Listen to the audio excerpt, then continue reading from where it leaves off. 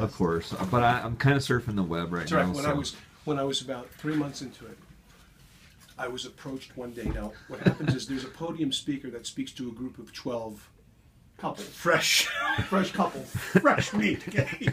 And each couple has a liner, as you know. Mm-hmm. It's always a Mexican. It's always a Mexican liner, and almost invariably an American closer. That's how it works. Right. And the split was 8. It was 8% of the gross, and it was 4.8 to the closer, 3.2 to the liner. That's how it worked. Anyway, there was always a podium speaker, and at that point, I was so freaking green. I mean, I still had stuff hanging off my ears, and I was surrounded by piranhas. I mean, you want to talk about a Shark Tank? My God. Anyway, one day Barry, I forget his last name. Barry came up to me. He was the assistant manager. He said, "Grossman, you're doing the next podium." Now remember, I've been there for 3 months. I don't know shit. He wants me to talk to the group of people about timeshare. Okay? I said, "Barry, I can't do that. I don't know enough." He said, "If you don't do it, you're fired." It was that simple. And he turned and walked away.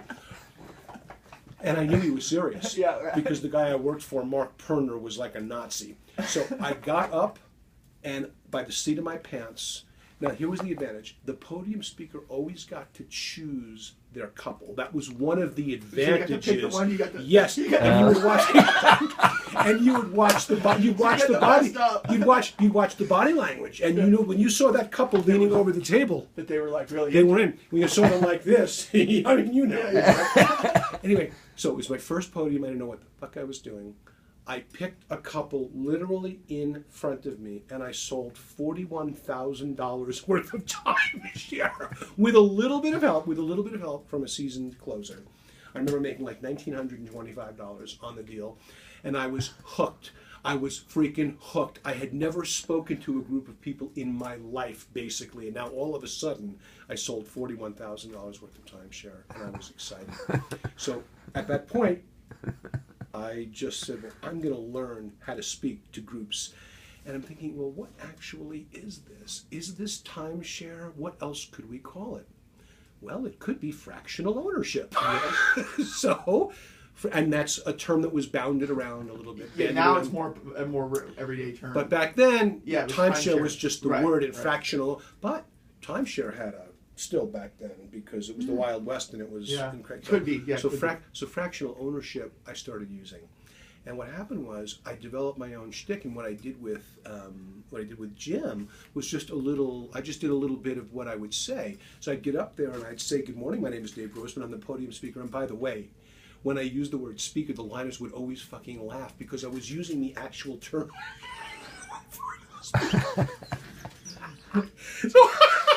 So I would say it in English, but I'd say it in Spanish. they'd always laugh because I'd always say speaker, not like an actual exactly, and they thought that was hysterical. Versus a person. Thank you. That I was like he called himself the speaker of the law. It was like.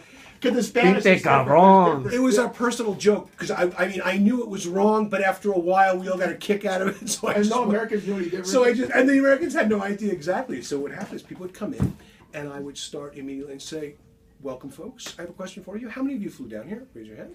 Almost 90%. Okay. A question for you: did you rent the plane yourself, or did you travel with other people? I traveled with other people. Why did you travel with other people? Because. Were you able to rent the plane yourself?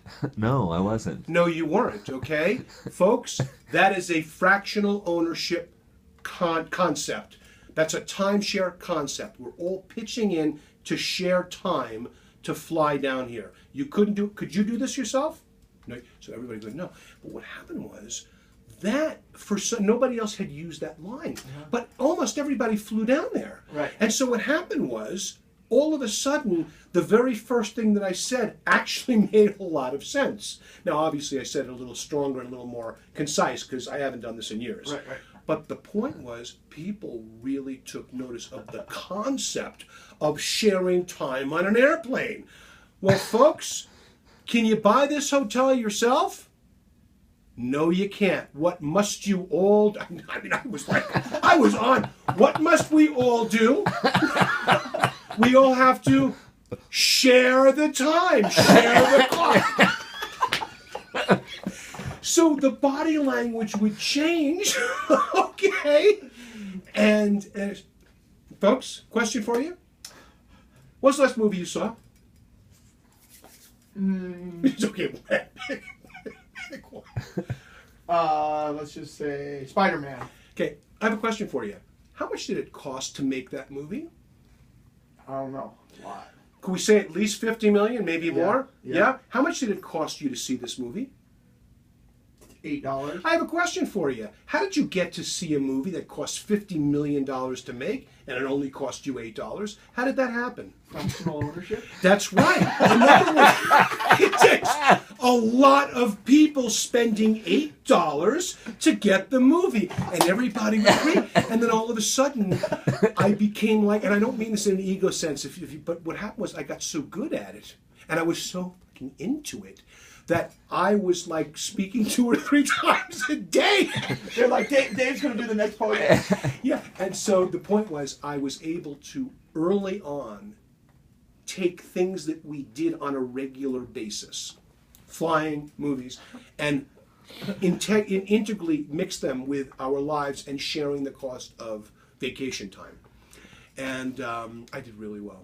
And I loved it. And what it did was, it actually got me into public speaking. After that, I got into talking to large groups of people for many years after that. I can still do it. But that was that was a life changer right there. And then, did I tell you what the Mexicans, my nickname was? No. It was Mr. AT&T. Okay. Oh, yeah. Because I'd be on the phone, there was nobody there, and I'd be talking to Irvine, California. The closer. And the Mexicans couldn't understand how I could do this for 10, 15 minutes at a time.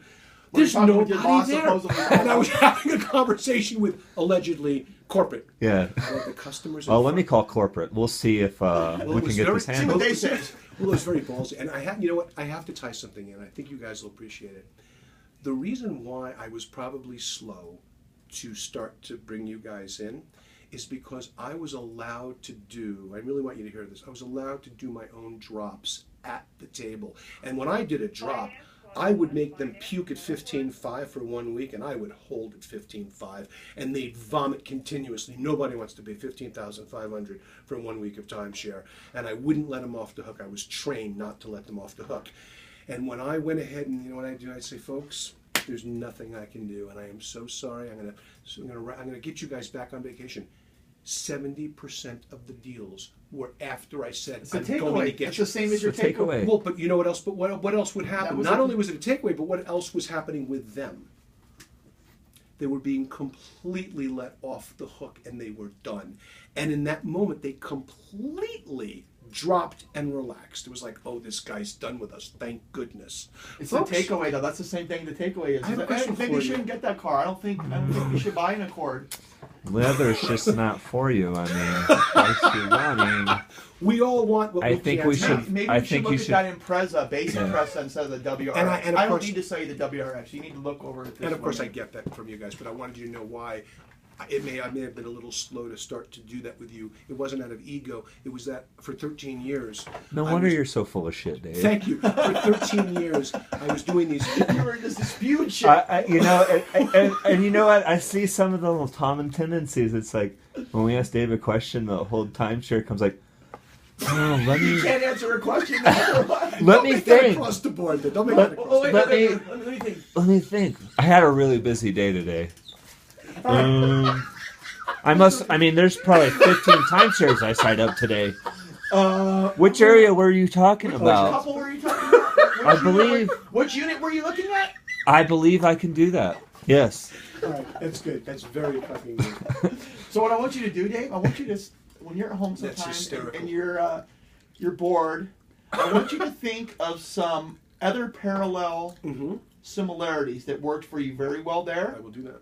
Now, I don't necessarily want you to try every one. I want you to run them by us I first. will do that. Yeah. I will. Yeah, we'd like to be informed on these timeshare closes. All right, that's cool. Before, But I want you to think of some similarities. I mean, just like I you will. said, that takeaway. I will. Because to me, that was a very big, out of all of that, that's very relevant still today. And if you do that 90% of the time, 70% of the time, just like you said. before you even come talk to us, they have some If- unrealistic offer or Just say, I don't price. think so. Maybe we're on too much car. Maybe we better go look at the I'll do pre-owned. that. And you, The you're guy fine gives with you- me doing that. Oh obviously. yeah, Yeah. please, because that's going to get them back more on the right path Yeah. and make it And better I for can you and us. easily do that. Yeah, if they start going, this. Just Accord's remember when they 24 start to talk grand. price, when they start to start price, you go, well, these are very popular vehicles. I mean, the first thing I need to do is check the availability of the vehicle. I have 20 salespeople, an internet department that are all trying to They're sell the taking same deposits cars. all the time, and this I gotta car, make sure the car's in available. fact, could be sold And then already. So let me see if it's You go available. from talking about price to, I got it.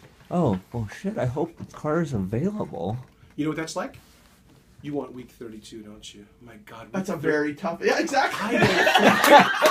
See? Draw those conclusions. I don't Draw think, those conclusions. I don't think that week 32 is available. Is there another week that you'd like? What would you like? Anyway, So same thing. Yes, I want you to apply those, and then I will. if it's Thank very you. relevant like that, please use it. But Let me check the availability of week let me 30. see the availability of that It's the same WRX. thing. You want the WRX manual transmission. It's very popular. You want the Ooh. Outback. I'm just going to tie this. Gentlemen, thank you for weaving this together with me. Okay? No problem, Dave. I appreciate that. And so what happened is... We know you have a lot of talent, Dave. We Thank do. you. It's just a matter of having it come out again. Just have it directed in the right Agreed, direction. completely. And so what would happen is I would do from 15.5, and they would, the word was... They're on the ceiling. They're on the Make them puke. I was drilled into me. Same thing. Put Hold them it on at the ceiling. 15.5. Hold it. And nobody sold timeshare at 15.5 for 1 week. That was outrageous. And they'd puke and puke and puke, but I'd hold and hold and hold. Then when I got on the phone with Mr. Nobody in Irvine, California, Mr. AT&T, and they actually, literally, that was my nickname, Mr. AT&T. And they did diagrams of me on the phone, like they did little. Anyway, I would drop to about 8,200 or sometimes 7,600. It was a radical half price. radical drop. And then And what happened was, yes, a lot of the time, because I held so well and lined them, I lined them also, but closed them, they would go, okay, we'll take that repo. Of course, it's not a fucking repo. There's no such thing as a repo. But it's a great word, because it's not fee simple. You don't own it, so you can't repo it. It's just time. But the point is the word worked. Right. The word worked. Anyway, thank you. Yeah, no problem, Dave. and Thank I you for sharing. some of your past timeshare. with us. I have a lot of other things too, but I know, we'll do that when time Yeah, time we'll allows. have another thing. Thank you, Dave. All right, thanks. That's all for now. That was actually fun. Thank you.